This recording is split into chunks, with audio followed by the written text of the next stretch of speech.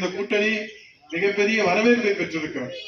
தமிழ்நாட்டிலே மகிழ்ச்சி வெள்ளம் கரைபுரண்டு ஓடுகிறது. அதை பொறுத்துக் கொள்ள முடியாத ஸ்டாலின் இன்றைக்கு நடுநடுங்கி போயிருக்கிறார்கள். ஏனென்றால் ஆட்சி அதிகாரத்தை வைத்து கொள்ளையடித்த பணத்தை வைத்து மக்களை இன்றைக்கு மடைமாற்றம் செய்து விடலாம், அவருடைய கோபத்திலிருந்து நாம் தப்பித்து விடலாம் என்று பகல் கனவு கண்டு கொண்டிருந்த ஸ்டாலினுடைய தலையிலே இந்த அண்ணா திராவிட முன்னேற்ற கழக பாஜக கூட்டணி என்கிற செய்தி இடி விழுந்ததை போல இன்றைக்கு ஸ்டாலின் தலையில ஒரு இடி விழுந்திருக்கிறது. ஆகவே இன்றைக்கு நம்முடைய கூட்டணியை பற்றி விமர்சிப்பதற்கு திமுகவுக்கு என்ன யோகியதை இருக்கிறது, என்ன தகுதி இருக்கிறது? அனைத்து இந்திய அண்ணா திராவிட முன்னேற்ற கழகம் இன்றைக்கு கூட்டணி அமைத்திருக்கிறது என்று சொன்னால் மக்கள் நலன் சார்ந்திருக்கிற கூட்டணி. இன்றைக்கு கையாளாக இருக்கிற திமுக ஒரு கம்மா வேலையில சம்பளத்தை வாங்கி தருவதற்கு யோக்கியதை இல்லை. நீலிக்கண்ணீர் வடிக்கிறார். பாரத பிரதமர் சொல்லுகிறார் 3 மடங்கு நாங்கள் நிதி கொடுத்திருக்கிறோம் இந்த தமிழக அரசுக்கு என்று சொல்லுகிறார்.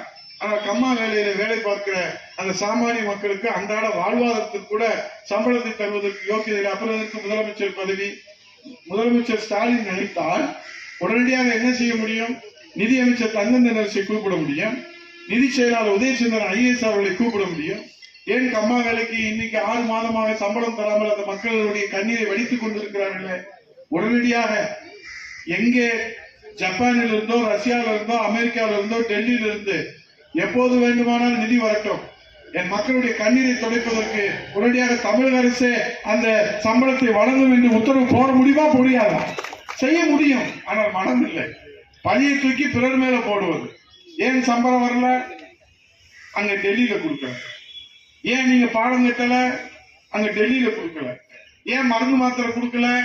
அங்க டெல்லியில கொடுக்கல. ஏன் சம்பளம் கொடுக்கல? அது டெல்லியில கொடுக்கல. ஏன் ஆசிரியருக்கு சம்பளம் கொடுக்கல? ஏன் நிவாரணம் கொடுக்கல? ஏன் விவசாயிகளுக்கு நிவாரணம் கொடுக்கல? ஏன் இறந்தவங்களுக்கு நிவாரணம் கொடுக்கல? ஏன் ஆடு மாடுகளுக்கு நிவாரணம் கொடுக்கல? டெல்லியில கொடுக்கல என்று பழி சுமத்துகிற வேலையை தான் பார்க்கிறாரே தவிர, பாரத பிரதமர் சொல்லுகிறாரே நெஞ்சுவதும் கொண்டிருக்கிற முதலமைச்சர் அது குறித்து ஏதாவது விளக்கம் சொல்லி இருக்கிறாரா? 3 மடங்கு நிதி கொடுத்திருக்கிறோம் என்று பாரத பிரதமர் ராமேஸ்வரத்தில் சொல்லிவிட்டு போயிருக்கிறாரே, முதலமைச்சர் கணக்கு வழக்கு எடுத்து போட வேண்டாமா? என்ன வழக்கு நீங்கள் கொடுத்திருக்கிறீர்கள் என்று. ஆகவே இன்றைக்கு அனைத்து இந்திய அண்ணா திராவிட முன்னேற்ற கழகத்துடைய ஒரு சாமானியராக புரட்சி தமிழ் ஐயா எடப்பாடியார் அவர்கள் பாரதிய ஜனதா கட்சியோடு கூட்டணி அமைத்திருக்கிறார் என்று சொன்னால் அந்த கூட்டணியில ஜனநாயகம் இருப்பதை போல மக்கள் நலன் இருக்கும் என்பதுதான் இன்றைக்கு தமிழ்நாட்டு மக்கள் எல்லாம் பேசிக் கொண்டிருக்கிறார். மக்கள் நலனுக்கான கூட்டணி. நாங்கள் உங்களை போல உங்கள் பிள்ளைகளுக்காக வைத்துக் கொள்கிற கூட்டணி அல்ல. மேலே அங்கே குலாம் நபி ஆசாத் அவர்களோடு பேசிக் கொண்டிருக்கிற போது சிபிஐ ரைடு நடந்து கொண்டிருந்தது. காங்கிரஸோடு நீங்கள் கூட்டணி வைத்துக் கொண்டிருந்தது. உங்கள் மகளை, செல்ல மகளை, ஆசி மகளை பீகார் சிறையில் அடைத்தார்களே, உங்கள் செல்ல மகனாக இருக்கிற ராஜாவை பீகார் சிறையில் அடைத்தார்களே, அப்போது நீங்கள் கூட்டணி பேசிக் கொண்டிருந்தீர்களே, அப்போது திமுகவுடைய தன்மானம் எங்கே போனது? இன்னைக்கு ஒரு புனிதமான கூட்டணி, அதை கொச்சைப்படுத்தலாமா? அநாகரிகமான வார்த்தையை வெளியிடலாமா? மக்களை திசை திருப்புகிற வேலையை நீங்கள் செய்யலாமா? இதை நீங்கள் முறியடிக்க வேண்டும். அதற்காகத்தான் இந்த நம்முடைய பூத் கிளைக்கழகம் அமைக்கிறோம். நீ கேட்கலாம், உதயகுமார் எல்லா நேரமும் நாங்க எப்படி பார்க்க முடியும்? நிச்சயமா எல்லா நேரம் உங்களால பார்க்க முடியாது. நேரம் கிடைக்கிற போது, உங்களுக்கு ஓய்வு கிடைக்கிற போது, இங்க 4 கமிட்டி நம்முடைய கிளைக்கழகம் அமைக்கிறோம் என்று சொன்னால் இந்த உறுப்பினர்களுக்கு எப்பொழுதெல்லாம் நேரம் கிடைக்கிறதோ, மாலை நேரத்திலோ விடுமுறை நாளங்களோ, இன்னைக்கு ஞாயிற்றுக்கிழமை விடுமுறை நாள் என்றால் காலையில அங்கே நம்முடைய வீட்டிலே வாக்காளர்கள் இருப்பார்கள் என்று சொன்னால் இந்த துண்டு பிரசுரங்களை எடுத்துக்கொண்டு காலையில 9 பேருக்கு வந்து வீடு வீடாக சென்று உட்கார்ந்து இன்னைக்கு அனைத்து இந்திய அண்ணா திராவிட முன்னேற்ற கழகம் பாரதிய ஜனதா கட்சி கூட்டணி இருக்கிறது என்று சொன்னால் அண்ணா திராவிட முன்னேற்ற கழகம் எங்கே இருக்கிறதோ அங்கே மக்கள் நலன் இருக்கும். மக்கள் நலன் எங்கே இருக்கிறதோ அங்கே அண்ணா திராவிட முன்னேற்ற கழகம் இருக்கும் என்பதை நீங்கள் ஆதாரபூர்வமாக எடுத்து சொல்ல வேண்டும். அதற்காகத்தான் எல்லா இடங்களிலும் கணேசன் வர முடியாது, முருகேசன் வர முடியாது, நம்முடைய வார்டு செயலாளர்கள் எல்லா இடத்துக்கும் எல்லா வாக்காளர்களும் வர முடியாது, மாணிக்க வர முடியாது, சோழவந்தா வர முடியாது, கருப்பையா வர முடியாது, நம்முடைய விரும்பாக தருமர் வர முடியாது, பாண்டி வர முடியாது, ராமலிங்கம் வர முடியாது, இங்க இருக்கக்கூடிய பொறுப்பாளர்கள் யாரும் வர முடியாது. ஆனால் நீங்கள் நினைத்தால் இப்போது நம்முடைய பாகமீன் 75 எடுத்துக்கொண்டால் 1327 வாக்காளர்கள். இந்த 1327 வாக்காளர்களை நீங்கள் நினைத்த மாத்திரத்திலே சந்திக்க முடியும். உங்களுக்கு அறிமுகமானவர்கள், தெரிந்தவர்கள். ஆகவேதான் இன்றைக்கு அவர்கள் செய்கிற அந்த பொய் பிரச்சாரம், கோயபல்ஸ் பிரச்சாரம், எதுக்காக தீர்வு கண்டிருக்கிறீங்களா?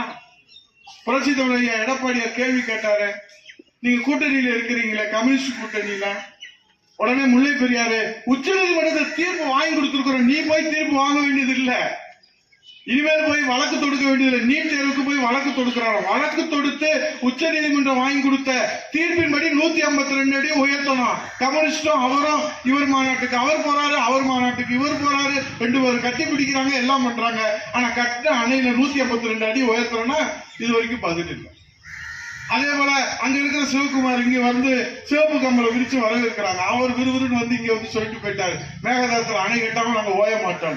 மானமுள்ள, வெக்கமுள்ள, ரோசமுள்ள தமிழ்நாட்டு மக்களுடைய நலன் காக்கிறேன்னு பேசுறீங்களே, உடனே என்ன செய்யணும்? சிவகுமார் பேசியதை நாங்கள் வன்மையாக கண்டிக்கிறோம்னு சொல்லணுமா வேணாமா? பேசுறது ஒண்ணு, செய்யறது ஒண்ணு. அங்க மேகதாதுல அணை கட்டுவோன்னு சிவகுமார் தமிழ்நாட்டுல வந்து சொல்லிட்டு போறாரு. அப்ப இவங்க என்ன செய்யணும்? அவை எல்லாரும் ஏமாத்துறது. ஒரு பிரச்சனைக்கு தீர்வு காணணும். நம்ம வந்து இன்னைக்கு உச்ச நீதிமன்றத்தில் தீர்ப்பு வாங்கி கொடுத்துருக்கிறோம் காவேரியில. இத சொன்னா மக்களுக்கே புதுசா தெரியும். தீர்ப்பு நீட் தேர்வுல போய் இனிமேல் அவர் வழக்கு போட்டு நம்மளை காப்பாற்ற போறாராம். ஏற்கனவே வழக்கு போட்ட வாங்கின தீர்ப்பை நீங்க செயல்படுத்துவதற்கே பேசுவதற்கு தயாராக இல்லை. ஆகவேதான் இன்றைக்கு பிரச்சனைகளை மடைமாற்றம் செய்கிற அந்த நிகழ்வை கண்டித்துதான் நீங்க பிரச்சார பீரிங்க. நீங்க தெரியாதப்பா, சோழவந்தான் தொகுதி உதயகுமார் உனக்கு தெரியாத ஒண்ணு இல்ல. இது அனைத்து இந்திய அண்ணா திராவிட முன்னேற்ற கழகத்துடைய கோட்டை. அது நம்முடைய தோழர்கள் பேர் வச்சு அனைத்து இந்திய அண்ணா திராவிட முன்னேற்ற கோட்டை எங்களுக்கு நல்லா தெரியும். ஆனா இந்த தேர்தல் என்பது தமிழ்நாட்டு மக்களுக்கு இது ஒரு முக்கியமான தேர்தல். அரசியல் வரலாற்றிலே ஒரு முக்கியமான தேர்தல். நமக்கு 52 ஆண்டு கால வரலாறு, திமுக 75 ஆண்டு கால வரலாறு, சுதந்திர இந்தியாவிலே 77வது ஆண்டு நாம் கடந்து சென்றிருந்தாலும் கூட இந்த தேர்தல் என்பது மிக முக்கியமான தேர்தல். இந்த தேர்தலில் நம்ம தமிழ்நாட்டு மக்களை மீட்டெடுக்கணும். குடும்ப வாரிசு, சர்வாதிகாரம், அதுல இருந்து மீட்டு எடுக்கணும்னா நீங்க வந்து கலப்பணும்.